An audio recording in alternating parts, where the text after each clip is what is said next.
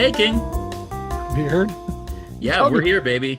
It's live. Hey, baby, baby It's boy. 75 degrees out. The windows are open. You might hear Huey barking, but we The started talking about, I think, the potential death of democracy is here. yeah, it's all on us. It's Tuesday night. We're recording this. It'll be out tomorrow. Things have been heavy lately, but they haven't been heavy on because they're not running currently, which is true good. story. And they haven't even been light on, which is what? our secret project that will never find the light of day. I'm But still- I wish it would. Sorry, I'm kind of getting tiny No. area ready. No, we're about to kick off a new show, which is exciting. Like hanging out, big dudes hanging out, building little dudes. So, are we gonna? Is the video of this get released, or is it just the audio? Video on this gets released, baby. Oh, I can't see it with the fake backgrounds. That's the bad thing. My dog's talking to me. Oh, you gotta turn your fake background off. That's what I'm doing. All right. Oh yeah. So stuff I've been working on. Look at those sweet, sweet masters of the universe. Some are just straight up Motu. I didn't mod them at all. And some are heavily modded. Sweet, sweet mods. The blue chipper is down here. Oh yeah. He got finished today. Yeah, baby. All I did, it was just a parts swap. So yeah, a little bit of work, but not a whole lot. Tell the listeners about Tiny Meng Tuesdays. Tiny Meng Tuesdays happened as I already have paint on my hand even. Oh yeah. Tiny Meng Tuesday happened because we were talking about different things to do potentially on the Twitch channel. And I think I made a joke about Big Meng, Little Meng. And you were like, oh, that's what we're doing. We're doing this now, which is kind of the story of our entire friendship. Yeah, pretty much. It's like I say something and you go, uh-huh. And then a month or two later, you're like, guess what we're doing? Although, to be fair, I'd like to blame the entire podcast on you because you were like, hey, I got all these headphones and microphones. When you guys come over for the pay-per-view, we should just do a podcast. These things sometimes happen.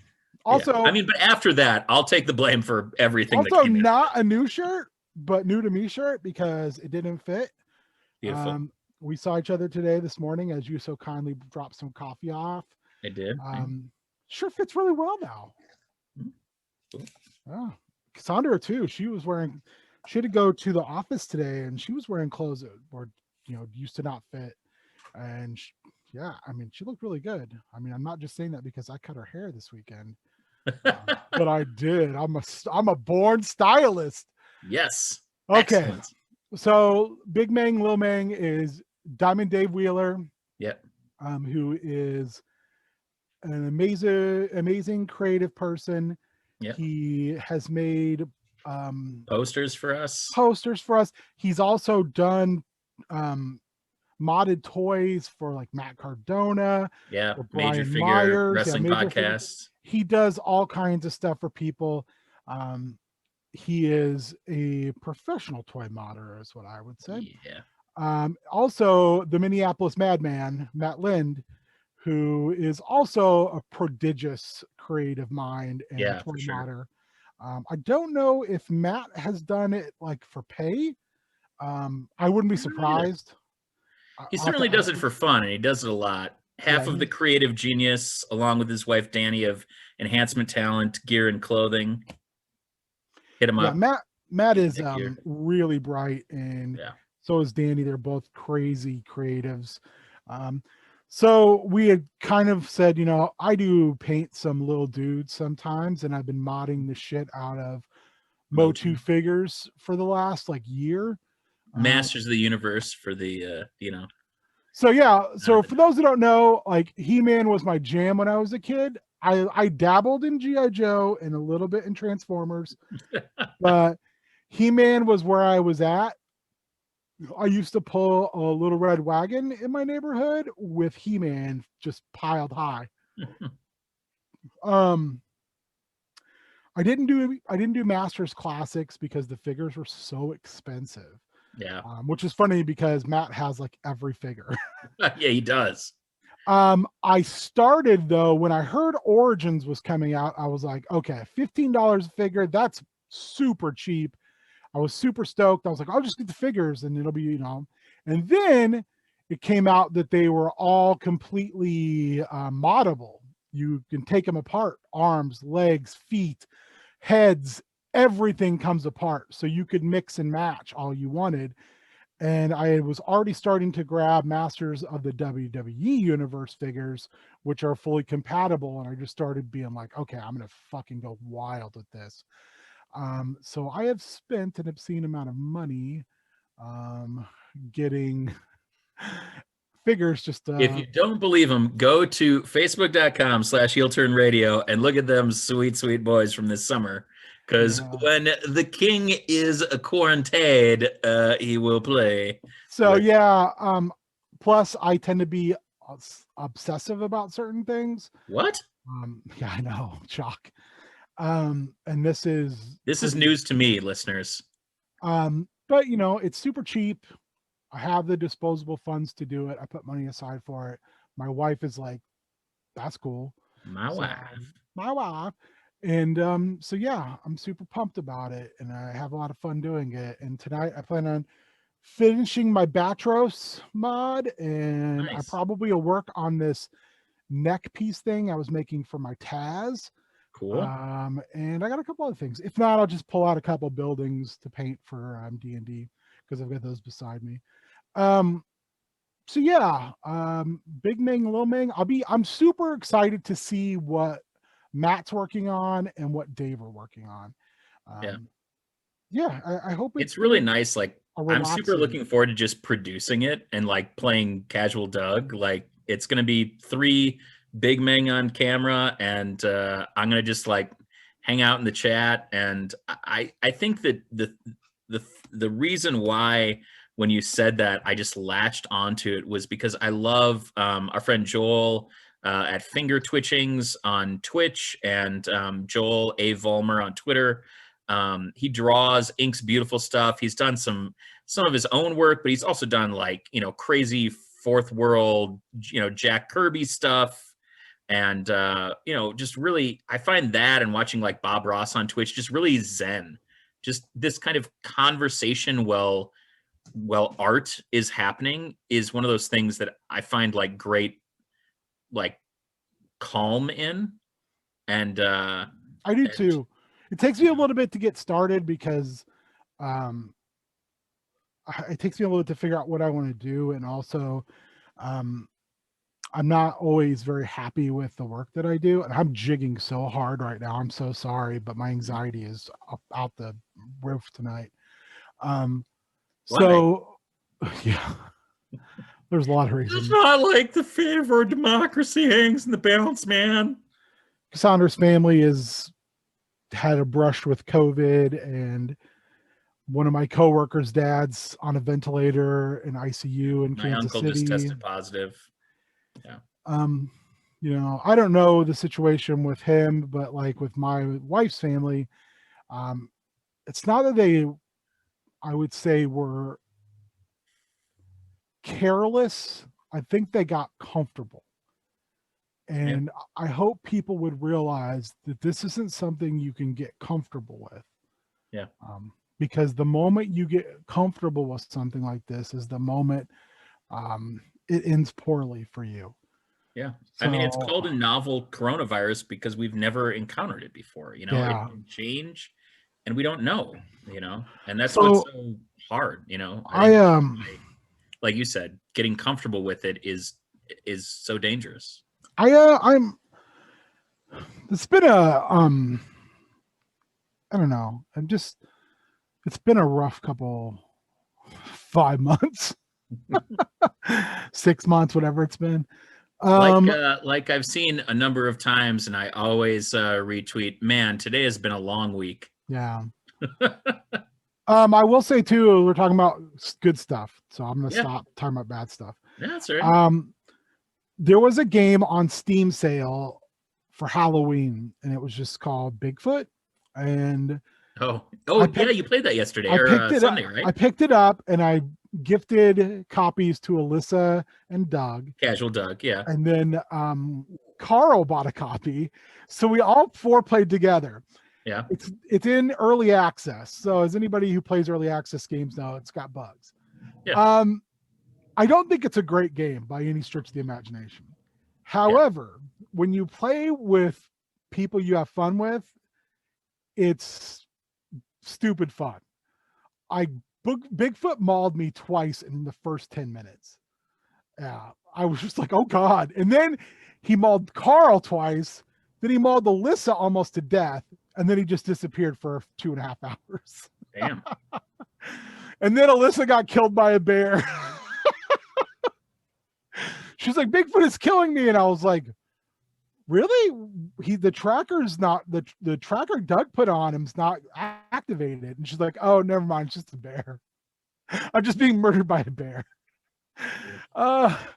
So it was stupid and fun. It makes me want to make them get Friday the 13th on Steam, although that was like super cheap. I think I bought it for $4 and now it's back to $20, which is I've been playing a lot of Kepalith, which is like a you are at a crashed spaceship. It's kind of Stardew Valley-esque, except for there's a lot more murder involved. Yeah. Oh, dude, I can't wait for you to join this weekend because the new Jackbox collection, Jackbox 7, came out. It's super fun. We played through it this last Friday for Dive Club, and some of the games are great. There's like a wrestling oriented game where you're given a prompt and you have to draw like the champion of something.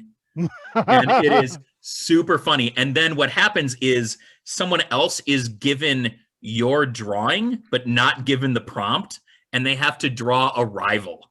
And it is fun as hell. We laughed our asses off. There's a new Quiplash. There's one that's like vilification tennis. There's it was really, really fun. So I'm really looking forward to Extra Life and the like breakfast with the beard sessions this weekend. I think that they're gonna be a hoot ski. And I have to do my menus yet. Yeah, I haven't either. I'm not gonna do one for Tasty Boys because I feel like it's a lot. So this is our 6th year doing Extra Life. Thank you to everybody who's contributed. We're like at almost $5,000 of our like $6,000 goal, our $5,973.61 goal, because that is what will put us at $30,000 raised over 6 years as our team for Known World United. But we're expanding beyond the normal kind of 25 hours. Our extra hour, as you can see by how dark it is outside. If you're watching this in the evening, I don't know, that didn't make any sense, but we're going to be playing all weekend as a way to kind of give us a break and to include more people. And we're going to be playing Jackbox, and we're going to play Tales from the Loop, and we're going to play Dungeons and Dragons, and we're going to play Honk, and we're going to play Honey Heist, and we're going to play like a Mass Effect skin, and it's going to be a really good time. I'm really looking forward to like seeing friends that we haven't seen in a while, because of COVID, and usually we'll be playing in games together, or just hanging out, Zach, Christy, Colin, I did see, speaking of like 5th edition skins, somebody was putting out a modern horror skin, and the whole thing is they're like, oh, it's like a dungeon crawl. I'm like, oh, that's interesting. Like, how's it a dungeon crawl? And they're like, everything that's kind of going on, the horror or supernatural, is taking place like under the city, like sewers and things like that, or like actual undercities, like in Seattle. Yeah, more like kind of modern setting, but yeah, total modern setting. Cool. That sounds fun. Yeah, I couldn't tell if I like wanted to contribute, because right now I've got the Kickstarter. Yeah, it's Kickstarter. Right now I'm doing the Thirsty Battle Lesbians one, which is a Apocalypse World one, and I'm like, this one does. Yeah, I am. And then I'm doing, of course, the Hero Quest thing ends in a couple days, and that was not cheap. Can we make a sponsored ad, like get at us? Bushmills, you've been my favorite Irish whiskey since I turned 21. get at us. I know you're in Bushmills, Ireland, but you know you're it's you're a global tasty. pandemic. Yeah, you're Bushmills. You're tasty, and you have shown us much inside love. I have a glass with your name on it. Um, Did I ever tell you about that? Like why I drank Bushmills? no, I don't think you have. So I didn't really drink. People always find this astounding. So for the viewers out there, I've never smoked weed. I've never done any drugs. I didn't really drink until I turned 21. I had like some drinks in college, but nothing like I didn't drink anything regularly really until I turned 21. And I worked at a bar, and the bar allowed us to buy liquor at cost. Oh, So I really never drank like shitty liquor on the regular. And my friend Adam really liked Bushmills, like kind of like a 7 and 7, like a whiskey and 7 type of thing. yeah. And so I literally started drinking that. I never really, like, aside from my friend that was in a frat that got, Silver Wolf or whatever terrible plastic bottle of vodka from Shit, you drink on a dare. yeah, Mad Dog 2020.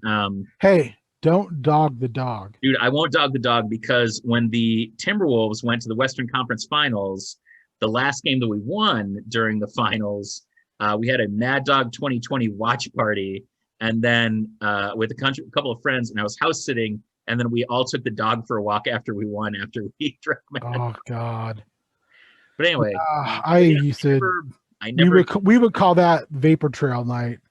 Oh, You get so fucked up on Mad Dog that you can see the vapor trails of people walking by. Yeah, they are. Well, Mad Dog is colorful to begin with, so maybe they saw our trails too. But, yeah, that's why I love Bushmills, and like why I think that's probably, when you bartend, like when you can make a shift drink and you can make out of anything behind the bar, you tend to have Grey Goose martinis. Yeah, no kidding. Stuffed with homemade blue cheese in olives, because God, that sounds good.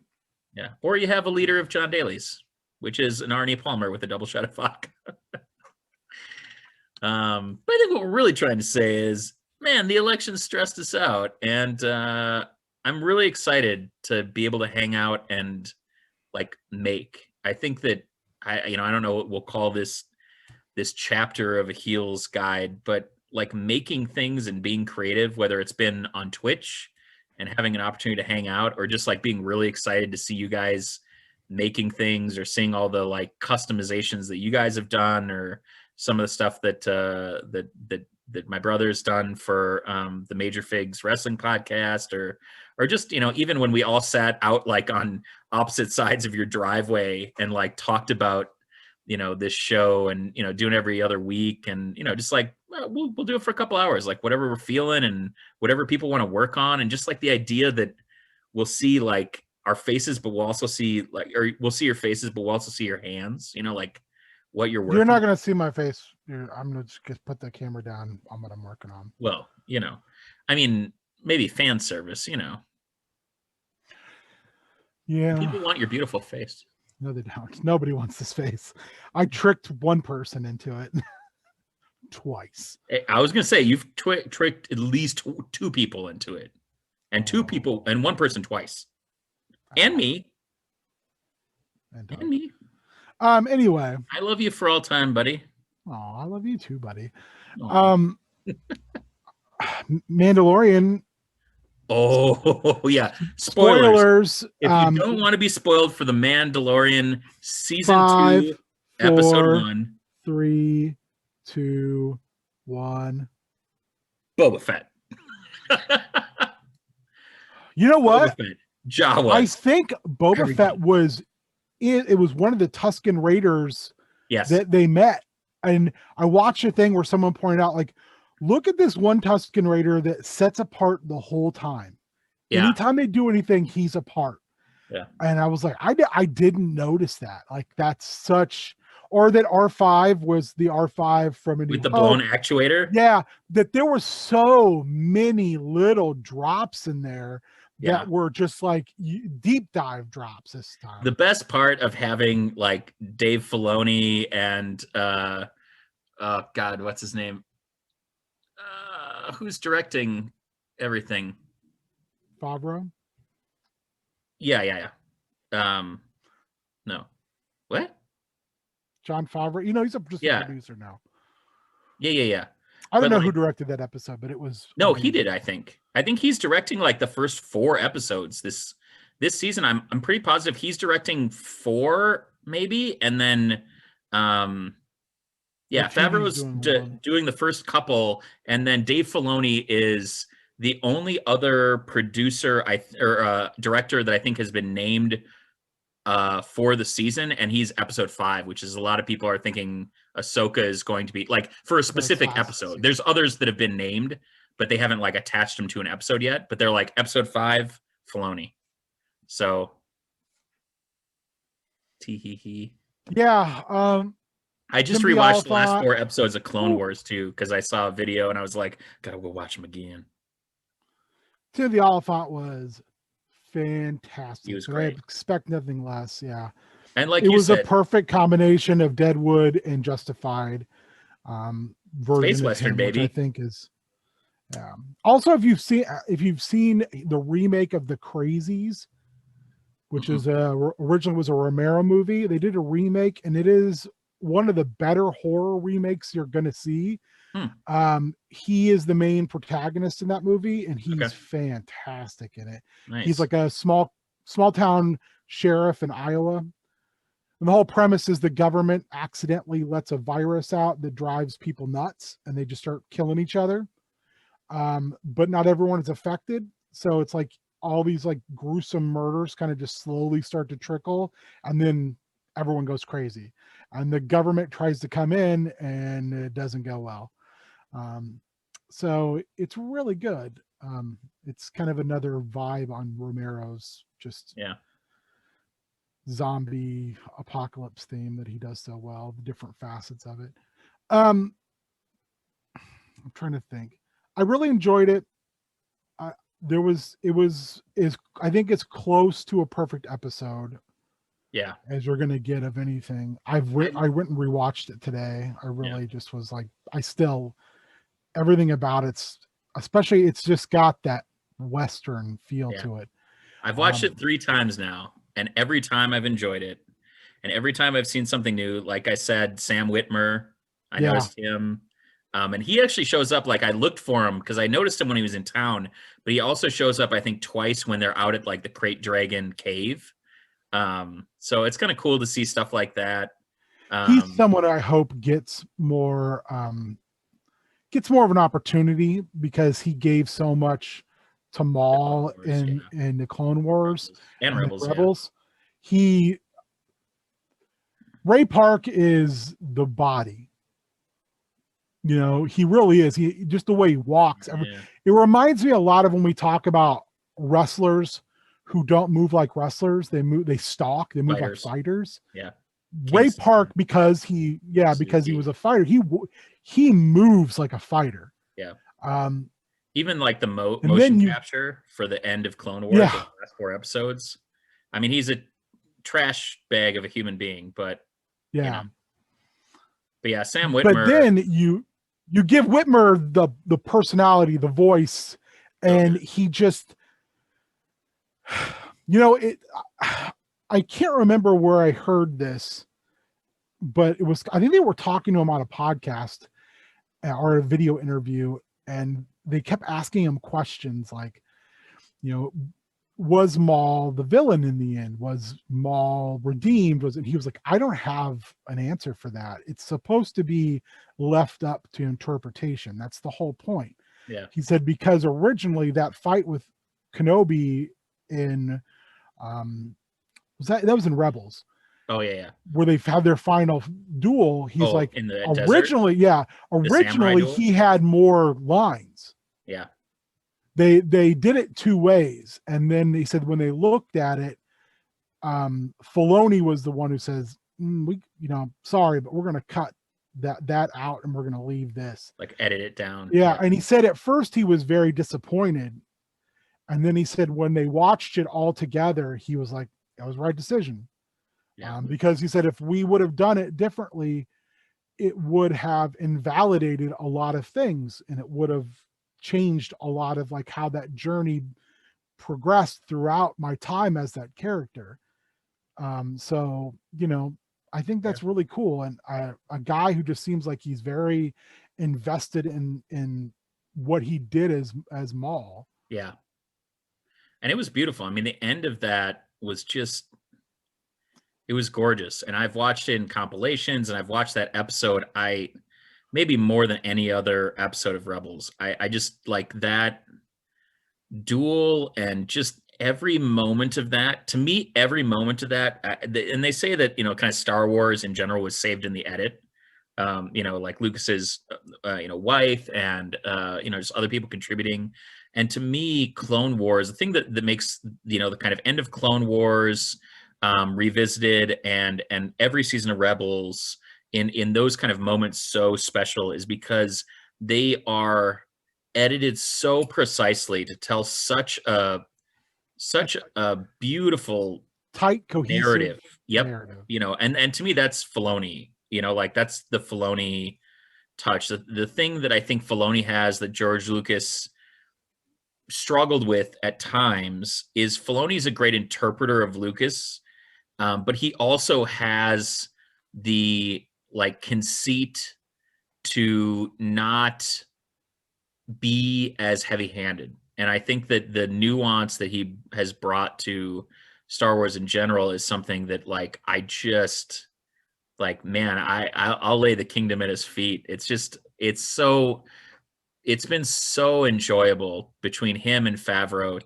to like indulge in the Mandalorian, which feels, it feels so much, the best episodes of the Mandalorian feels so much like the best episodes of Rebels and Clone Wars. And yeah, it's been good. Yeah, it's been real good. Muy good. Yeah. I'll take another episode.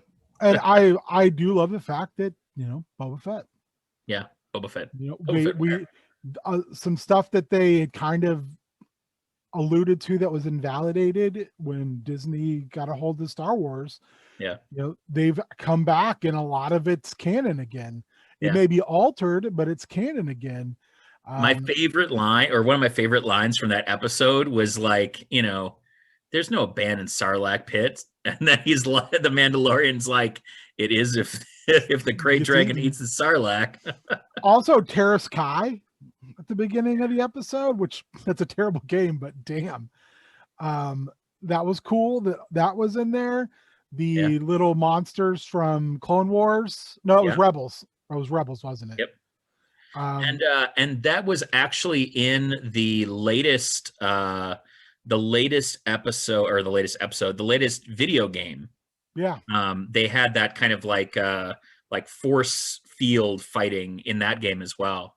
But yeah, so cool, man. There's so many good nods to all of these things, like you said, that Star Wars fans have loved, that were either invalidated by the Disney purchase, or, you know, are kind of questionable because they've been in video games, but things that you know, fans have spent hours and hours on. And I think that that's always the thing that's really tough, whether it's in video games, or, you know, or you know, kind of canon in series we love, or wrestling, where like somebody just kind of like, oh nope, that's not how it is anymore.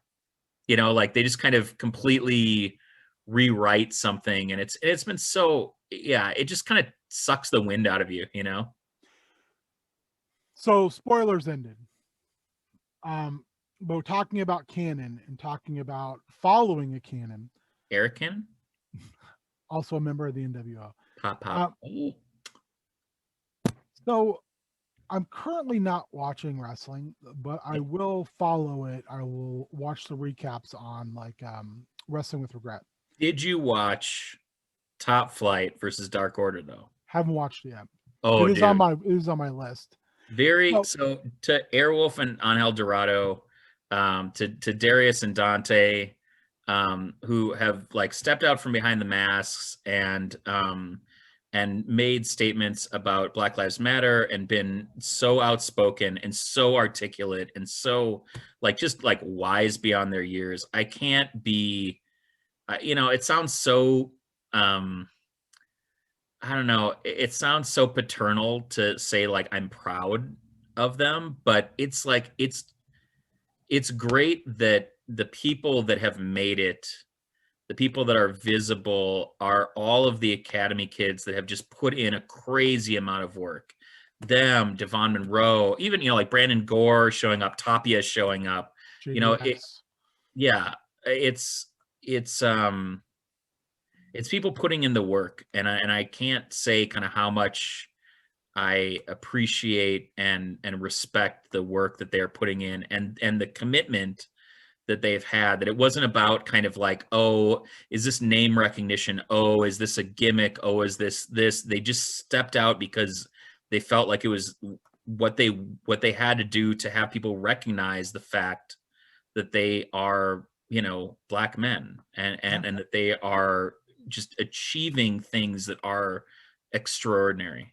And I could not be happier to see them on AEW, and and everywhere else. Black Wrestlers Matter, to John West and everybody that was involved in that, Chris Manning.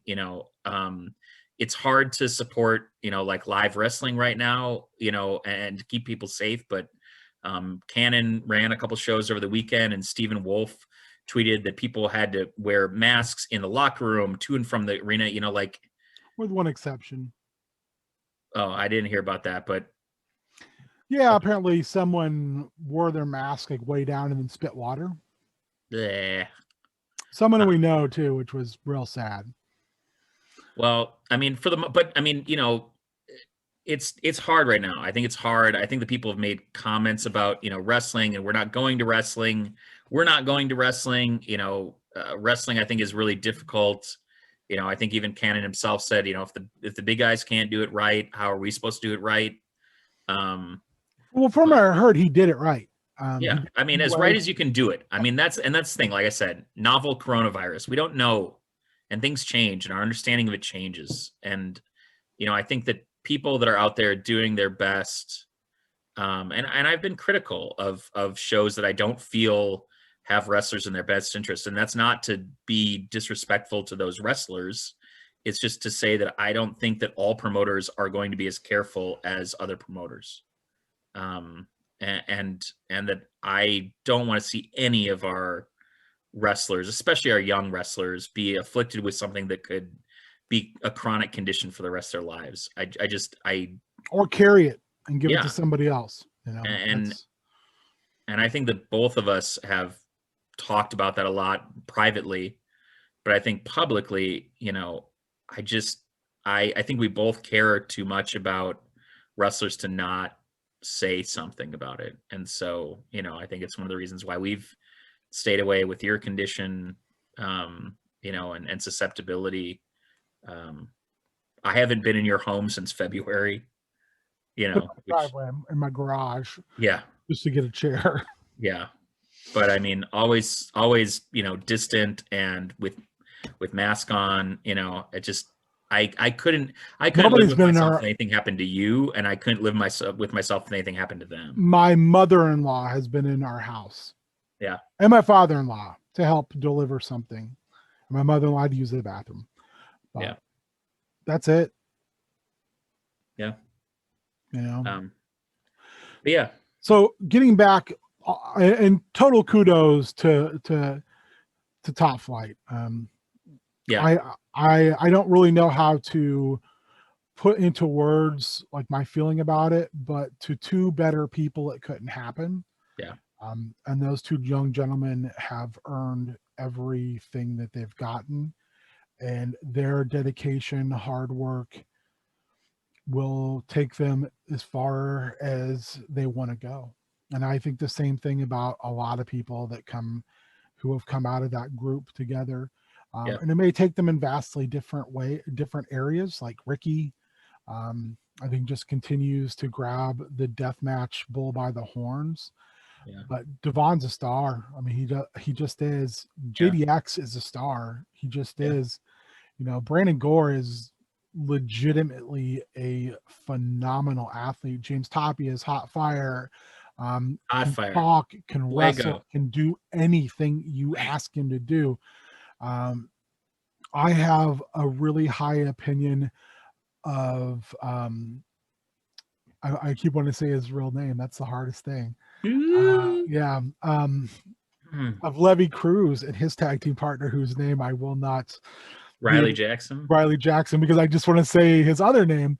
I have a high Riley Jackson. I have like just this unbelievable hope that his maturity catches up to his ability, and when it does, he could do anything. He just continually sets the bar higher for himself. He just has to catch up with it in other ways. So anyway, after saying all that, yeah, you're not watching wrestling. I am really not, but I've been watching just... Wrestling with Regret, and which I highly recommend.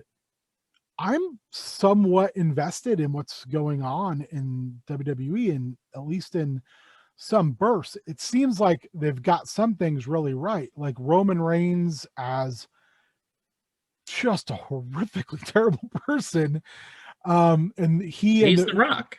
He and the Usos, well, he's different though.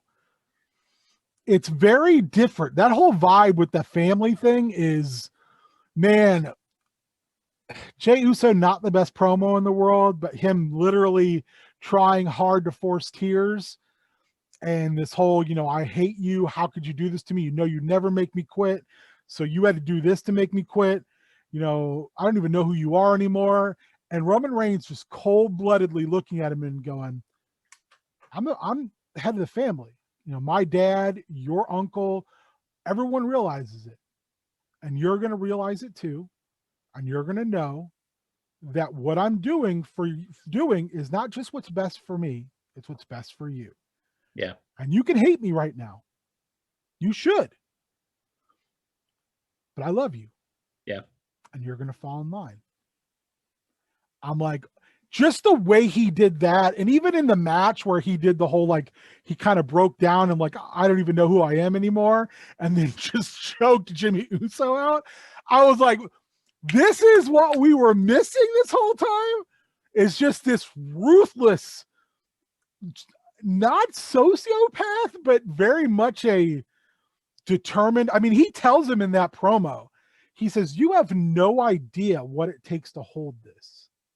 The sacrifices that have to be made, the things you have to do, the people you have to deal with, what you need to do to put food on your family's table when you hold this. And in my head, I kept thinking, the shit he had to put up with, dude, you deserve this run. Yeah. Like, keep doing what you're doing. Yeah. I love that Paul Heyman is there. But unlike any other Paul Heyman situation, Paul Heyman doesn't get to talk. He is basically there to hold the belt and say yes or no, sir. It's even more so than it was with Brock, where Brock, he was the mouthpiece for, say something stupid, Paul. And you could tell there's this close buddiness there. But with Roman, it's like, you are a means to an end. Yeah. Don't open your mouth unless I say so, and hold my microphone. It reminds me a lot of some of the relationships that Heyman has had, but that like Bobby the Brain Heenan had when he had a good talker, but he was basically there to like people were utilizing his services because it gave them that little edge, or that the like Dangerous Alliance, Paulie Dangerously did, like. See, I always felt like the Dangerous Alliance is this perfect conglomeration of folks, and Paul's the general. Yeah. Paul just points things out and he gives kind of this and that, but the alliance itself was just kind of like this, autonomous. Yeah, autonomous. They all had their own agendas, but they realized everything coincides if we work together. Yeah, yeah, and that they could leverage, that like if they really got stuck, they could go to the general and be like, "Where do we go next?" And I think that's the kind of most accurate description I think of Paulie right now. So that's great. Like, I think that, like that. Can I ask you a question about that? Yeah, of course. Yeah. Do you feel like Paulie should have more people? I think we will see the Usos get on board by hook or by crook. Oh yeah. Yeah, I think we'll see that. Like, also the whole Roman at the end of Hell in a Cell with Afa and Sika moment, I thought was very. Like this is the stamp of approval. And the fact that Paul managed them for a little bit, Yep. it felt like a big deal. I mean, the only Yeah. thing they were missing there was Rikishi, because he managed Rikishi as well. If Yep. Rikishi would have been there, I think that also would have been even a bigger, like, you guys are on the Maybe wrong when they all side. come together, that would be real good.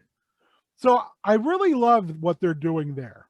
And I Yeah. think it's getting the absolute best out of Roman Reigns as a heel. I was a little skeptical, but I think he's found his own way in that. And I have read things that, like, that's Paul E's baby.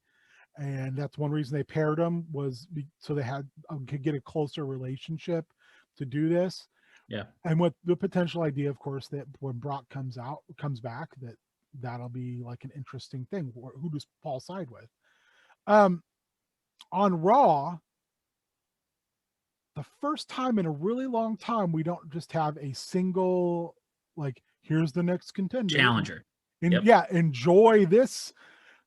For the first time since probably Punk, Cena, Ryback, where there was that great moment of Cena and Ryback both holding the belt and Punk's on the apron, like, no. Yeah, like Have fun. give me my belt back, you assholes. Yeah. It's the first time that it's that memorable. And that was really, like, I didn't want McIntyre to lose to Orton because I find Randy Orton to be the human thumb. But I loved that the Fiend immediately got involved. Yep. Then there was the thing the other night where McIntyre ran out and attacked him. Orton skidded out, and then the Fiend ended up behind him, and he literally chose to go fight Drew McIntyre rather than deal with that. And they've made all these little allusions to he and Orton's past. Yeah.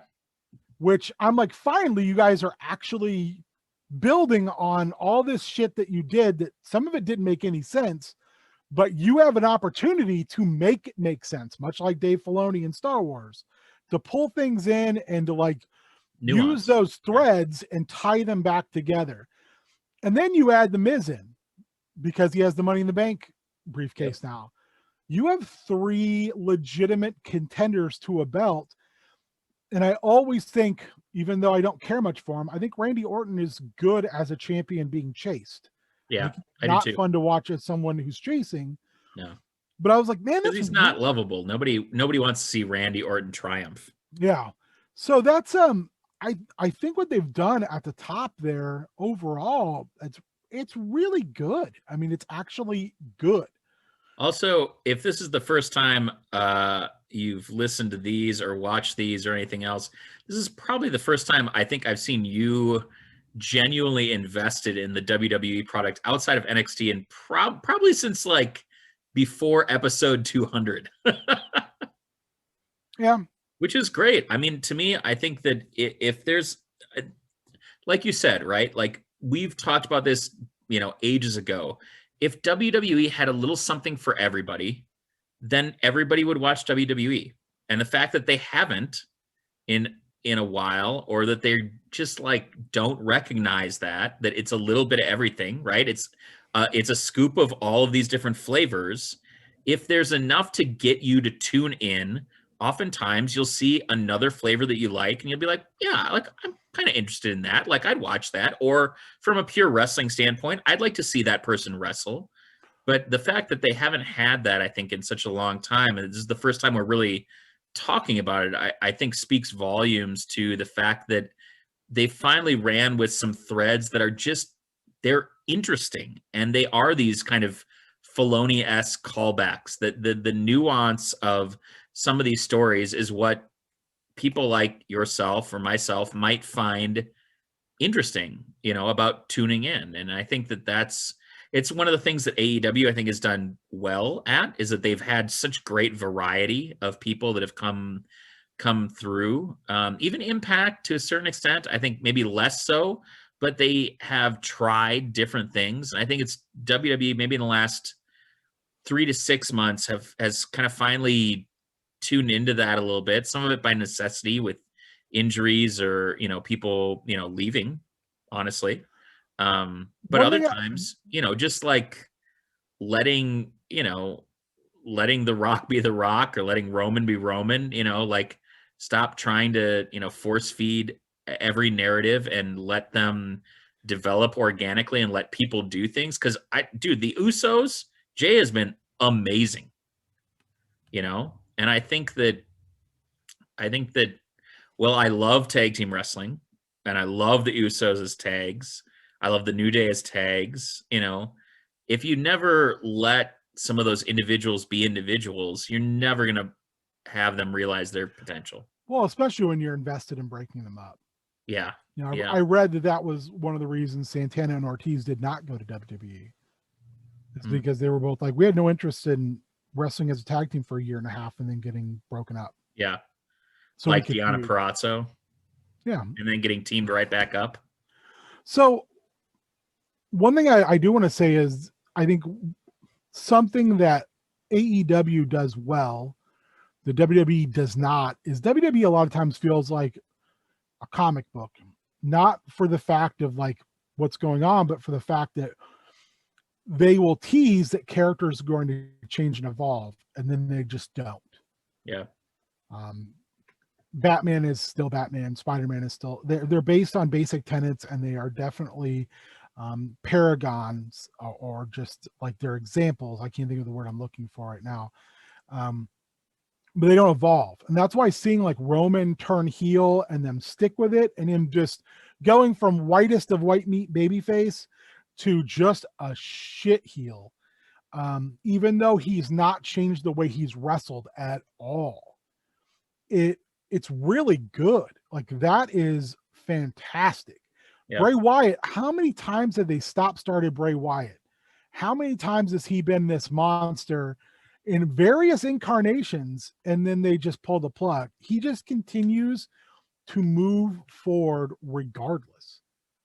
They saddle him with terrible shit, and he just finds a way to churn it into something interesting. And I think putting him and Alexa Bliss together has been gold. It's an interesting dichotomy, and she's played her part fantastic. So when you let people kind of evolve like that, I think it's interesting. Watching like Kenny Omega and Hangman Page go from being the elite to being tag team partners to Hangman hanging out with FTR and then finding out that they think he's a shithead too, to Kenny basically kind of turning back into the cleaner. And Hangman is just kind of stuck. And I like the fact that he's just stuck, because it actually feels like something where he's trying to figure out. I love the fact they bring up Eddie Kingston and Jon Moxley have known each other for a really long time, that they were friends, and that he basically, Kingston's like, you left. You're not real anymore. You left. You took the money. You went on TV. You played you went to the entertainment business. Yeah. You're a sellout. And that's the whole thing. And I love the fact that Moxley's response is, this sellout just choked you out. I may have went somewhere, but I didn't change. Yeah. I love like that they don't steer away from shared history. I like the fact that now we're seeing weird shit with New Japan, like Suzuki telling Lance Archer to kill Jon Moxley. Kill him. Yeah, kill him, I love that. I love that we're seeing that across the NWA women's title is getting defended on there, even though I feel like they're doing that more than they're defending the AEW women's title. I think AEW is doing a good job of trying to be a modern day NWA, even more so than the actual NWA. By having people come in, doing short shots and getting out, and gets them a bump back on the indies, and then helps them ply their craft more. I liked the Dark Order from the beginning because I liked the people in it.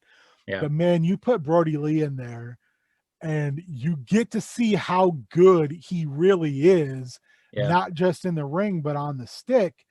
You start to go, well, how did they drop the ball with him so badly? How did they fuck that up? It's, you can see just what he can do, and it's fantastic. I am cautiously optimistic about professional wrestling. Yeah. I am not optimistic about how things are playing out during the current pandemic, but I'm cautiously optimistic about what wrestling can become. I think that the the big companies that are running on television have forced themselves to be more innovative, to Yeah. keep eyes on. Yeah. Because watching wrestling without a crowd is It's different, man. It's it's totally it's different. yeah, You gotta tell things differently. You gotta be more nuanced. You gotta give the hook. You gotta hook people. You yeah. can't just kind of phone it in. It can To me, like suck if there's a chapter lesson to be brought out of this, it's like find those passion points, you know? yeah. Like I think that that's what's hooked me for everything that I've been involved with or excited about or, you know, creative with throughout all of this. Like my heels guide is like find those passion points because those are the things that are going to hook people. It's not going to be kind of churning out the same thing and like hoping that people tune in, you know. It's not going to be, you know, just doing the stuff you've always done. It's going to be, you know, finding that figure that makes you excited or, you know, kind of having that, like, you know, call back to a video game that somebody has played and making that one moment, you know, canon for them, like will mean that they will tune into everything else or, you know, or just giving the people like Jey Uso a chance to shine. Like you gotta, you know, you gotta fucking calling up Top Flight, having them come down for AEW Dark. You know, like if you never give the next people in line that are working their asses off a chance to shine, you're never gonna have new stars. And like new stars is man, like there's nothing that makes me more excited than that. Well, and speaking of things that are passionate, I got through 31 and 31 this year, and I'll stress that got through. I made kind of, I know we talked about this before. I made, after watching Mask of the Red Death, which was the second movie I watched, I was like, I'm going to try to watch movies I haven't seen. And I did. I was the only movie I watched that I had seen before. Yeah. Overall, and I think some of it's just this current world we live in and how things are going. Yeah. It wasn't the most enjoyable experience, and it definitely wasn't as good as other, you know, 31s and 31s. Yeah. But a few things stood out. And the one I want to mention is one that was a passion project for someone. Actually, I'll mention two. One is definitely a passion project because it's not studio driven. If you've never seen Never Hike Alone, it's on YouTube. It's about an hour. Watch it. It's probably the best Friday the 13th you've seen in a long time.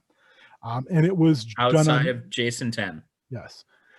It was done on no money. It's a small independent group, and they did a phenomenal job. This October, they released what ended up being like part one of three parts, and it's a prequel, and it's called Never Hike in the Snow. And it's kind of, they didn't tell you it was a prequel. You had to kind of figure it out as you went, and it was really good. But it was only about 35 minutes long. It has some really, I mean, it's Friday the 13th, you know, so what you really want to see is like Jason kill people, which is good. But I thought Never Hike Alone is very much cat and mouse because there's really only two characters in it for 90% of the movie. Yeah. Never Hike Alone is far more just about Jason, even though he's not in like all of it.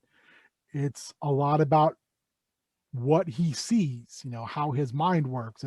There's a lot of stuff to do with mom, and Jason doesn't talk, but his mask comes off and you get to see what he thinks he looks like. That's real interesting. Yeah. And you know, Tommy Jarvis is in it, and it's the actual actor who played Tommy Jarvis. One of the actor who played the chief or the sheriff or whatever from the movies is in this as the sheriff. So it's got that nice little continuity to it. Yeah. It's really fun. And you can tell how much they love what they're doing. Sure. and there's a couple of real brutal kills in it. So gorehounds enjoy. The other thing though that I watched that was as exciting, I'll use that word, was Dr. Sleep by oh gosh, Mike Flanagan. It is based on the novel by Stephen King, which is a sequel to The Shining. To make that movie, he had to get the Kubrick estate and King to agree on the finished product. If you know anything about the history of The Shining, it's a great movie, but it's Kubrick's version of things, and Stephen King hated it with a passion. So getting those two parties to agree on something is a monumental task. Yeah. He knocks it out of the park. It is one of the best movies I'd seen in a while. I really enjoyed the book a lot. It's a different kind of King book, in my opinion. And the movie's different. I know you and I talked about this. There are parts of it that, you know, it could easily just turn into a superhero movie, but it's so well grounded. Sure. Ian McGregor as a grown-up Danny Torrance is amazing. It is 3 hours, and if you let it get its hooks in you, you'll be misty-eyed by the end. It was utterly fantastic. And the actress who plays Rose the Hat also, God, my hat's off to her because she was terrifying. Yeah. She so perfectly walked the line of being kind of seductive, but friendly, but also just, you know, you can tell that there's bad intention behind everything. You know, that it's just like the shark below the surface of the water that's, you know, just stalking the whole time. It's always looking for that angle. It's great.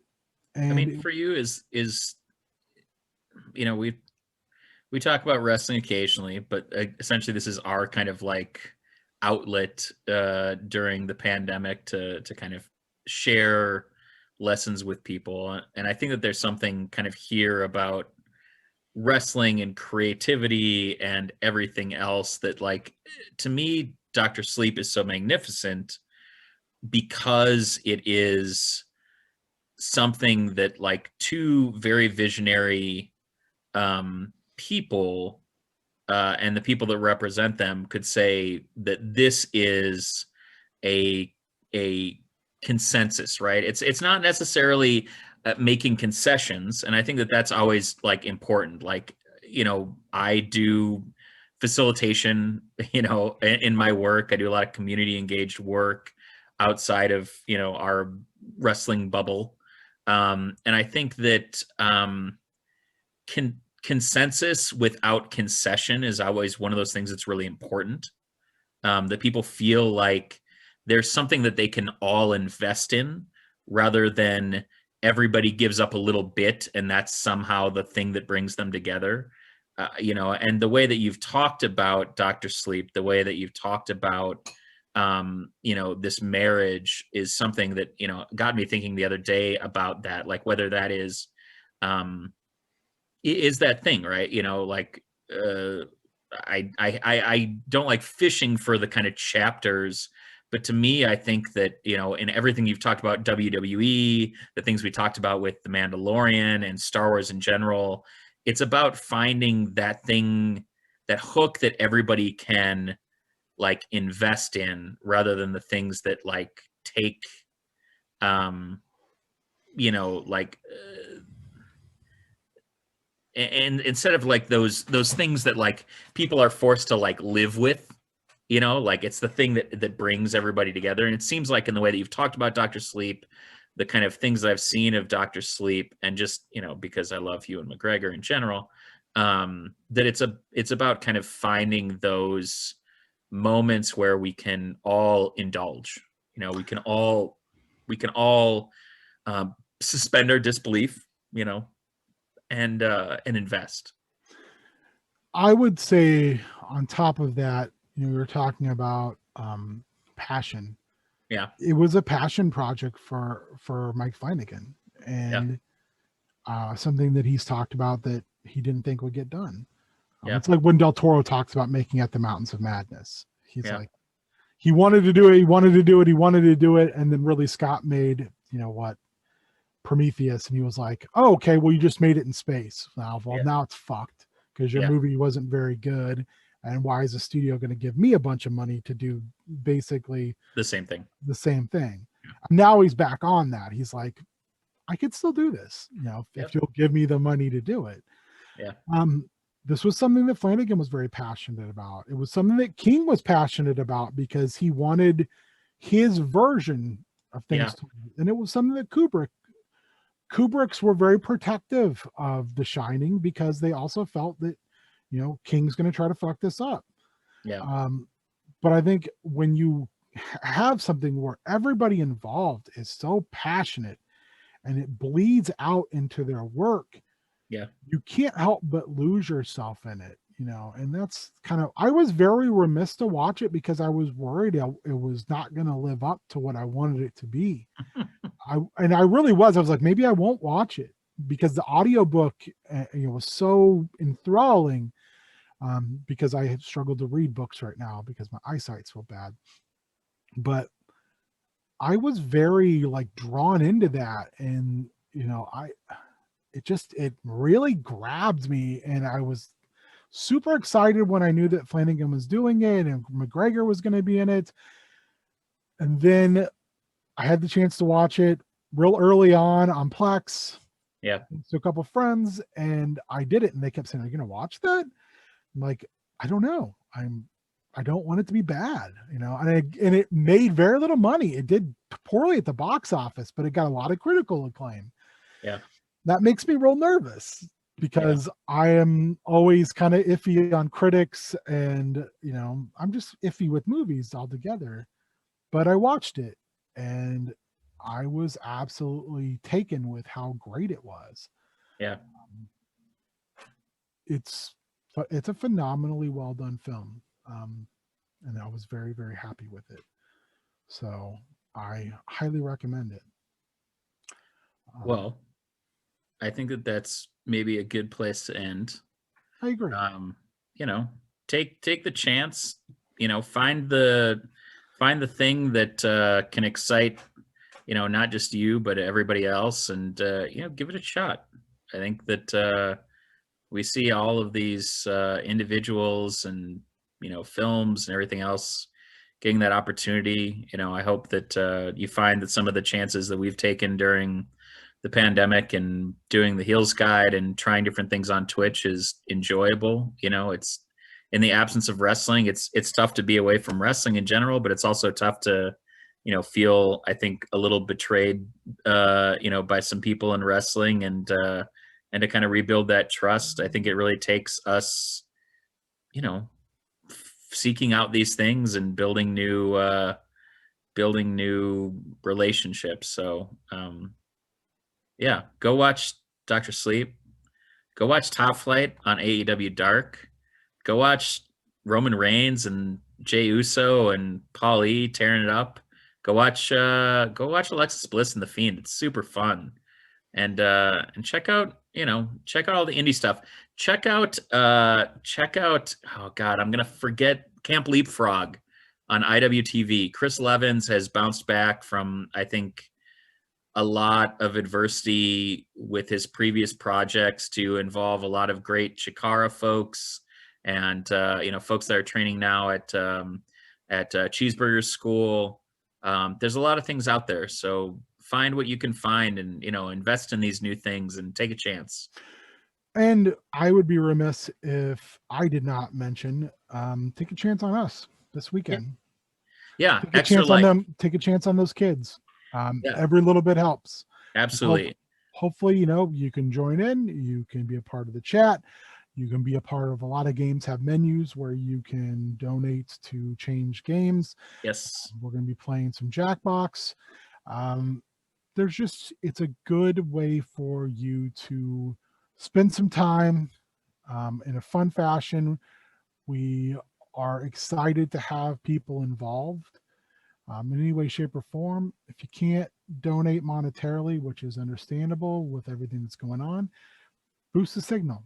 Yeah. Take Sure. 2 minutes A to share post on. averages $7, and $7 can make such a huge difference. I don't know how to emphasize that enough. We'll be on our Twitch, twitch.tv/heel turn radio. We'll be on Known World United, which is our team. You can search Known World United at extra-life.org to donate to any of us. We'll be posting that all over. We really wanted to give the election the space that it needed to, support, candidates that you believe in and other causes you believe in. But we believe in this cause. We're going to raise over $30,000 over 6 years for this. Top 150 in the country. What's that? We're like top 150 in the country. Yeah. The team. Yeah. That's crazy. I mean, I had a friend that shared that I'd forgotten. He shared very early on, but like one of his daughters had spinal and lung issues when she was young and had surgeries there. And these funds, change people's lives fundamentally. And it's something that we couldn't do without you and without each other. And it means a lot to be able to participate in something like this and make a positive difference in the world. So, and it's fundamentally changed our lives, and hopefully everyone who has drifted in and out of this or even been a part of it just by showing up on the chat. Yeah. We've met people from all over the world that like tune in, from England at, 3:00 in the morning to see if we're playing this year. I mean, that is unbelievable. And it's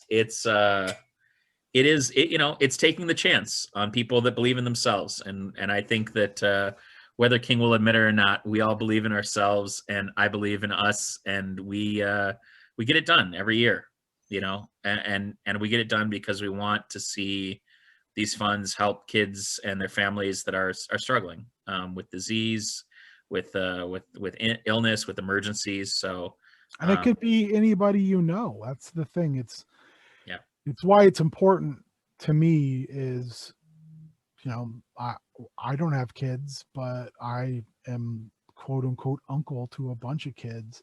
Yeah. And a dog. And their health matters to me. Yeah. I don't want to see that. And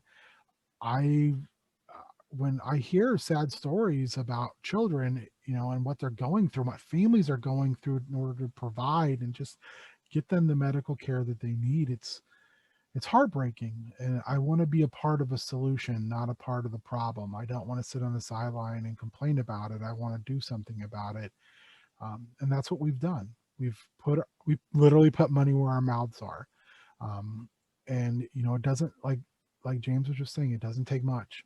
And if even the littlest bit is too much, and that's again understandable, then share, donate, tune in. If somebody sees you watching and they watch, I mean, that's a boost. And and it's great for us. While we're playing, we had an opportunity to jump in real early this year, and we've raised more before we've started than any other year, which is incredible. In an election season that's been really challenging and difficult, I think, on everybody, we've raised more ahead of time than any other year. So, please tune in, donate if you can, share if you can, hang out if you can, because it's great to see you. It's a great boost for us when we're running games, when we're playing in games, to be in chat, to see friends that we know.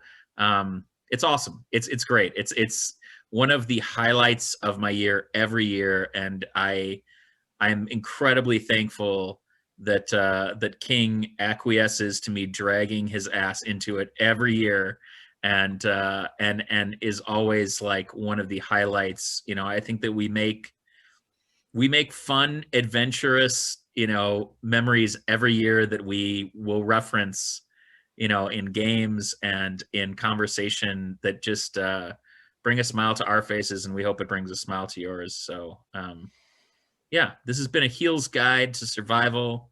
There's a Taz thing in there somewhere, but be good to each other, discover new things, give people and things a chance. Tune in this weekend, Friday, Saturday, Sunday. starting the afternoon on Friday, going all the way until the end of the end with King and the Antagonizer running till about 7 p.m. on Sunday. 72 hours of madness, baby. Yeah, can be a part of our family to help families. Go wild, baby. Heel Turn Radio. I think good. I think muy good. Huh?